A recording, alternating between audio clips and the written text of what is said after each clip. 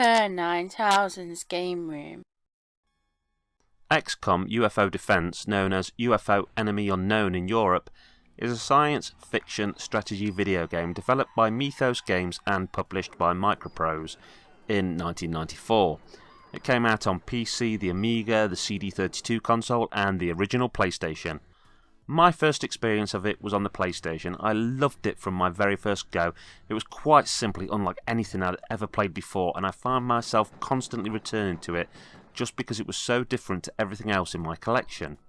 It was also one of those rare games which a lot of my friends also seemed to get into. Every so often there'd be a game which my whole friend group would seem to buy, and this was one of these games. We would all play it separately, but kind of come together to talk about our in-game adventures and our tactics, and it kind of made the game exist beyond the confines of the screen. Okay, so to explain, XCOM UFO Defense as a game, to anyone who's not played it or heard of it before, well, it's a game which basically mixes a real-time management simulation game with a turn-based tactics game.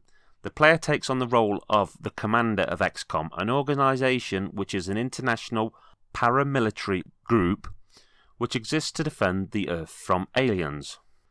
So when you play the strategic part of the game, you're in charge of the research and development of new technology. You're in charge of building and expanding your home base with the choice of also building additional bases. You're in charge of the organisation's finances and personnel, and alongside growing your organisation, you're also in control of monitoring and adequately responding to UFO activity. When you respond to this UFO activity, you send your men to a crashed or landed UFO, and then you enter the tactical section of the game. As soon as your craft lands, you're tasked with issuing orders to your individual XCOM troops. You tell them where to go and what to do. You can only see enemies on the map when they are in the view of one of your units.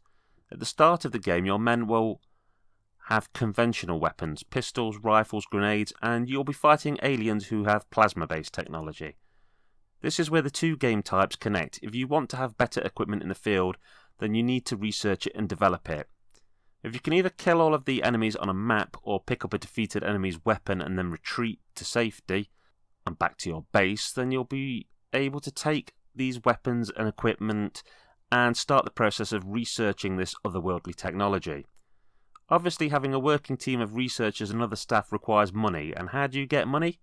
Well, you answer to a council made up of members from the various nations. If you help to keep their airspace clear and to eliminate aliens who land on their soil or conduct terror attacks on their cities, then they'll fund you. Keep failing them though, and they will withdraw their support, which will lower your funding, and will eventually result in the end of the game. The game received strong reviews and was commercially successful, acquiring a cult following among strategy fans. Several publications have listed XCOM UFO Defense as one of the best video games ever made, including IGN, who ranked it as the best PC game of all time in 2007.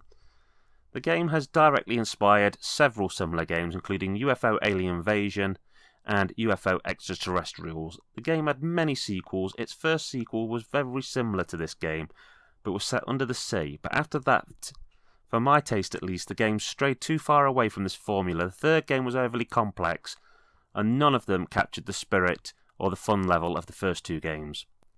In 2012, there was a remake of the old game called XCOM Enemy Unknown, created by Firaxis Games and published by 2K Games. While this remake is a fantastic game that I would heartily recommend, I wanted to show the original game and review it, as I don't think the original should be replaced.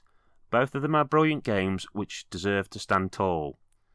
By today's standards, XCOM UFO Defense has incredibly basic graphics and sound, but the core gameplay is still incredible. It's a great example of a deep tactical game which can literally eat away days and days of your life. If you get into the game, all of the basic graphics just cease to be an issue. Sure, the remake is fantastic in its own right, but I'd argue that this version is possibly a deeper tactical game. There's things you can do in this game that you can't do in the remake. For example, you can shoot walls to destroy them. You also take far more men out into the field, which I think gives the game a slightly bigger feel.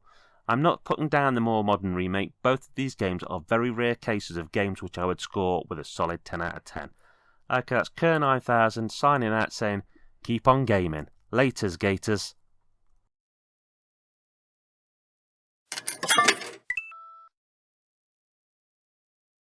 Hi, and thanks for checking out my video and making it to the end. If you'd like to subscribe, there's a little thing down there. Yep, there. And you should also see some links to some other videos on the screen now. I make reviews of horror films, video games, sci-fi films, and all sorts of stuff. Or you can catch me on J Arcade. Okay, take care. Have a great day. Bye.